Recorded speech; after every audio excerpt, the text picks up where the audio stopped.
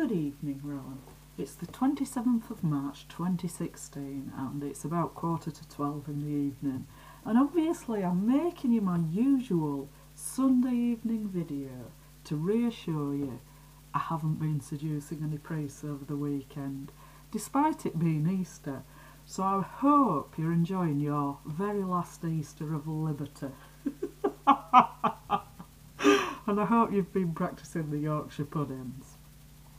Well, I see you've been gaslighting in the Sunday Times again, so I thought I'd just make a couple more comments briefly, because you're really upset that you didn't manage to accuse me of being anti-Semitic and that you've made yourself look a complete and utter idiot as usual.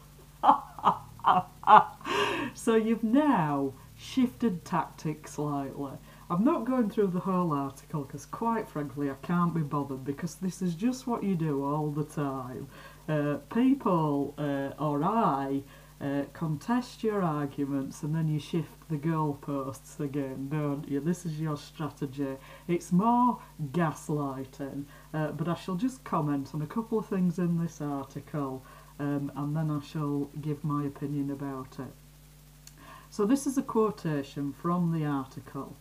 Anti-Semitism on British campuses has reached such levels that there are worrying echoes with Nazi Germany, according to former Archbishop of Canterbury. Okay then, Rowan, so I made you look a fool when you called me an anti-Semite by the fact that I was a member of JSOC and that I have a great interest in Jewish life and worship and history. And I know a lot about it, and I've had a lot of involvement with Jews, so you couldn't make that stick. And I also pointed out that there were gypsies in Auschwitz as well. So now you're saying there are worrying echoes of Nazi Germany. Oh no, not Nazi Germany. Oh, I'm so scared, I'm really scared. Oh, do you know what? I bet we'll have the Third Reich in power. At the drop of a hat, and then because my grandmother was a gypsy, I'll probably get sent to a concentration camp along with all these Jews who it turns out I don't hate after all, unfortunately for you. So I better drop my knickers and have sex with you so that you'll protect me. That's not what you mean, is it?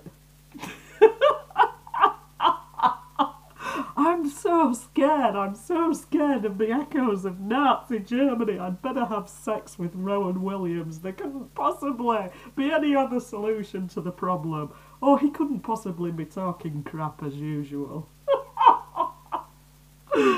Anyway, moving on. Rowan Williams told the Sunday Times that the worrying echoes are when people ascribe both a sort of collective guilt to Jewish people and a sinister kind of backstairs power.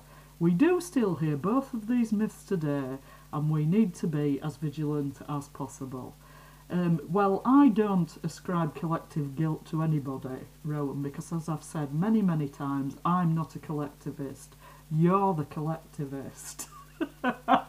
And you're saying because some Jews have suffered in the past before, all Jews are a collective, and therefore you're not allowed to criticise any Jews, because if you criticise any Jew, then that means you're criticising all Jews, because they're all the same and they're all a collective.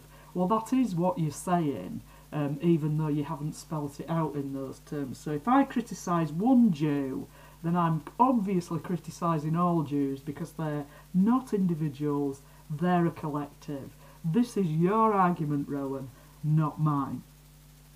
So I'll just read that sentence again. We do still hear both of these myths today, and we need to be as vigilant as possible.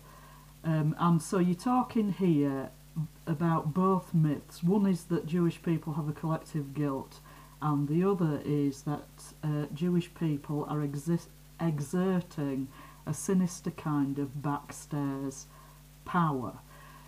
Well, the Rothschilds are exerting a sinister kind of backstairs power, and they're not the only people who are exerting a sinister kind of backstairs power, and they're not the only Jews who are exerting a sinister kind of backstairs power. there's a lot of sinister backstairs power going on, and the wealthiest people in the world do happen to be people who claim to be Jews, and they may have Jewish heritage, but they don't practice Judaism. As I've said before, they're Luciferians, just the same as you're not a Christian, you're a Luciferian.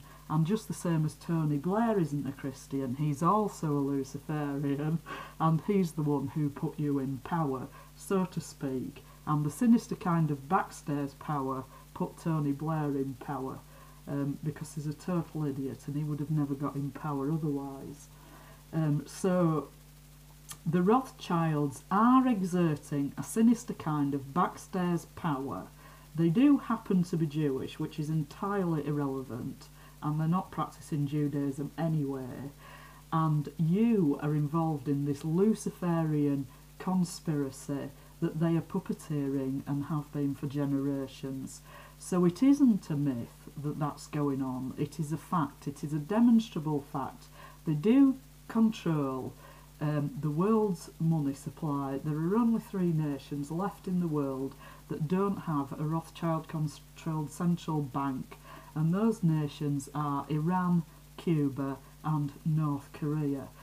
So they are exerting a sinister kind of backstairs power, and it's easily demonstrable, and I have demonstrated it, so you're just gaslighting again.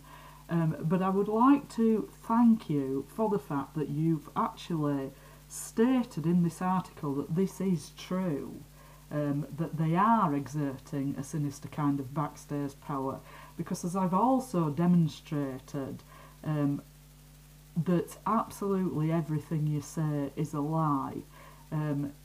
If I refer back to my last video, for example, where you were saying that certain things were said in the gospel and Judas wasn't the way it said, and Jesus said this and this other person said that, and you just made things up. You live in a complete fantasy world. So if you're saying that there isn't any sinister kind of backstairs power going on, then that's the ultimate proof that it is in fact going on, and the Rothschilds do happen to be the ones with the most power, and they do happen to be Jewish. And if they happen to be African or Iranian or Australian or white British, wherever they came from, you would be leaping to their defence and accusing the people criticising them, principally me, of having some kind of bigotry against the people whose race they belong to. And this isn't because you care about the people of the race that they belong to, because you don't care about anybody except yourself. It's just to try and stifle free speech and stop people criticising the globalist tyranny which you are a part of.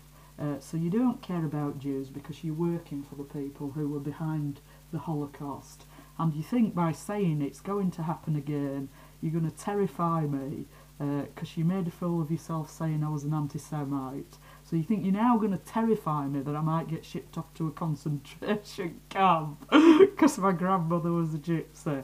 Well, look, quite frankly, Rowan, I'd rather go to a concentration camp than have anything to do with a scumbag like you. You're a disgusting, despicable, filthy little man. So anyway, my next comment.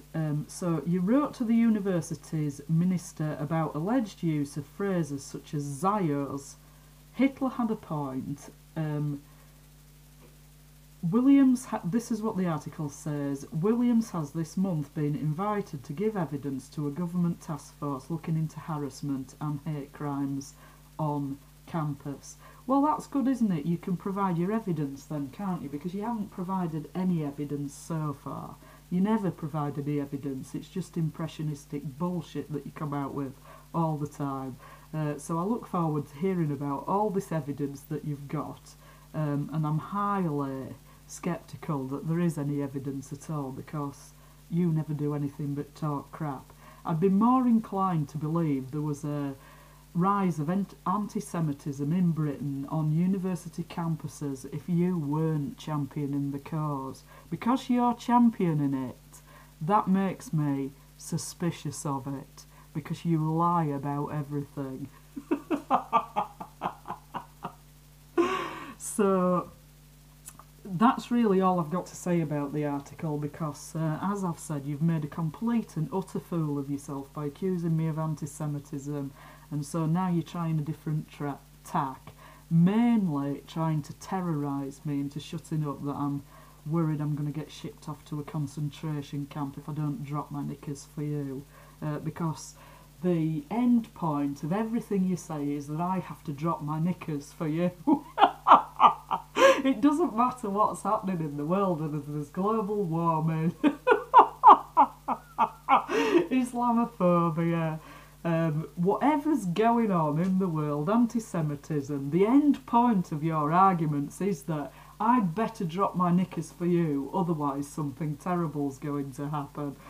So you just carry on spouting your bullshit, and thank you for saying that it's a myth that Jewish people are exercising any kind of backstairs power, which obviously all Jewish people are not doing that. The vast majority of Jewish people are just minding their own business and getting on with their own lives and contributing to society and so on. And it just happens that the evil scumbags, the Luciferians, who are exerting the most of the sinister backstairs power, happen to be Jewish. And I'd still be saying the same about them if they happen to be white British, if they were Gypsies, Africans, Australians, Chinese, whoever they were, I'd be saying the same thing, because I'm not commenting on their race, I'm commenting on the fact that a bunch of sociopathic, psychopathic megalomaniacs just like you, but they've got more money than you, so they're more dangerous, and they keep out of the limelight as well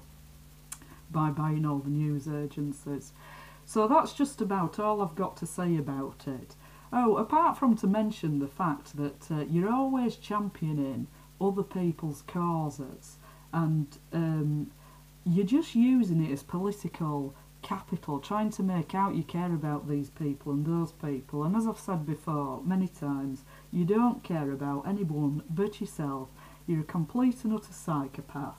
So just don't bother with any strategy, because I can see straight through you. I know you better than you know yourself. I knew that you were going to accuse me of anti-Semitism. I knew it.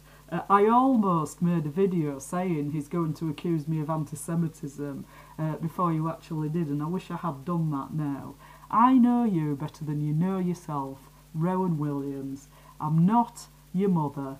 You're not going to manipulate me. I'm not giving you what you want, and quite frankly, I'd rather go to a concentration camp than have anything to do with you. You've put me through complete and utter hell. You talk about this government task force looking into harassment and hate crimes on campus. All I've ever experienced from you is harassment and hate crimes. You are the perpetrator of harassment and hate crimes. Oh yeah, and it must be because you're racist, because my grandmother was a gypsy, and that's the reason that you're doing it to me. If my grandmother wasn't a gypsy, you wouldn't be doing it, so you're racist. I'm not anti-Semitic, you're racist. It's a racially motivated hate crime that you've been committing against me all these years. This is why you've been doing it. So two can play racial politics, Rowan. I've played by your rules, and guess what? I win. So I'll leave it there for now, but I have put some clips together, as you'll see, and the fact that the psychopathic control freaks who also control the entertainment industry kill off people who don't go along with their agenda, destroy them and kill them off. And so I've put a couple of clips in to demonstrate that, and they don't care whether they're Jewish or not. They just don't care. They don't care about anybody. They don't care about Jews. They don't care about Gentiles, and they don't care about pathetic little Welshmen either. They're not going to come running to your rescue. So I hope Lucifer has kept all his promises and made it worth you selling your soul for, you pathetic, sad little man. So I'll leave it there. But I shan't be seeing any priests to seduce this week. Sorry to disappoint you. And do enjoy your last Easter of freedom and keep practising the Yorkshire puddings. Hasta la próxima. You are looking at the scene right now outside the London home of singer Amy Winehouse, where fans gathered tonight as word spread of her unexplained death at the age of 27. Winehouse was the first British singer to win 5 Grammy Awards, but her musical success was matched by her very public struggles with substance abuse. NBC's Peter Alexander has our report. With her mastery of soul and jazz, Amy Winehouse sure didn't sound like a white Jewish woman who grew up in the suburbs of London.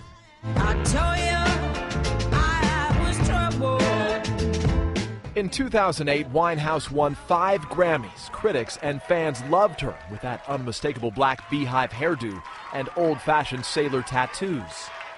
Her career soared, and her influence on other singers, including British performer Adele and Lady Gaga, was almost immediate. There were elements of jazz, there were elements of Motown, of soul, all kind of mixed up in something that was almost unearthly in its out-of-timeness. But Winehouse, with her powerful voice, found herself powerless over drugs and alcohol.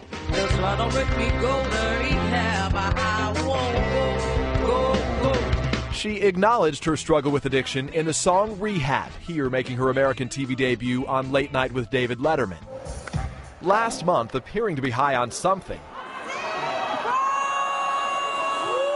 Winehouse was booed by an audience in Belgrade, Serbia, as she stumbled across the stage, unable to remember the lyrics of her songs, forcing her to cancel her European tour. Winehouse's self-destruction, later seen by millions on YouTube. Tonight, fans gathered outside Winehouse's North London home, stunned by her sudden death. We all watched her become self-destructive and eventually fall. So it's really sad. Now, with her sudden death, Winehouse joins what many rock fans call the 27 Club. Jimi Hendrix, Janis Joplin, Jim Morrison, Kurt Cobain, and now Amy Winehouse. All died when they were just 27 years old. And in a recent interview, Amy Winehouse's father said that she had been going through some rough stuff of late, but he said in the last few weeks, Lester, she was absolutely fantastic. Those were his words. Sadly, when paramedics arrived today, they said there was nothing they could do to help Winehouse. Police tell us an autopsy could be completed within the next 24 hours. Lester? Peter Alexander in London tonight. Peter, thank you. Let's get my next guest out. I think she's one of the most exciting and brilliantly talented vocalists to emerge in this country in many, many years. It is Amy Winehouse. You're managed by the company, and this surprised me. I only found this out today. You're managed by the company. You look after S Club 7, you used to look after the Spice Girls, Simon Fuller. Have they tried to mould you in any way, though, if people ask you to do things to change the way you look or speak or behave? Yeah, one of them tried to mould me into a big triangle shape, and I went, no. Nah, you know, I've got my own style. I've got my own style, and I wrote my own songs, and, you know, if someone has so much of something already, there's very little you can add. Yeah.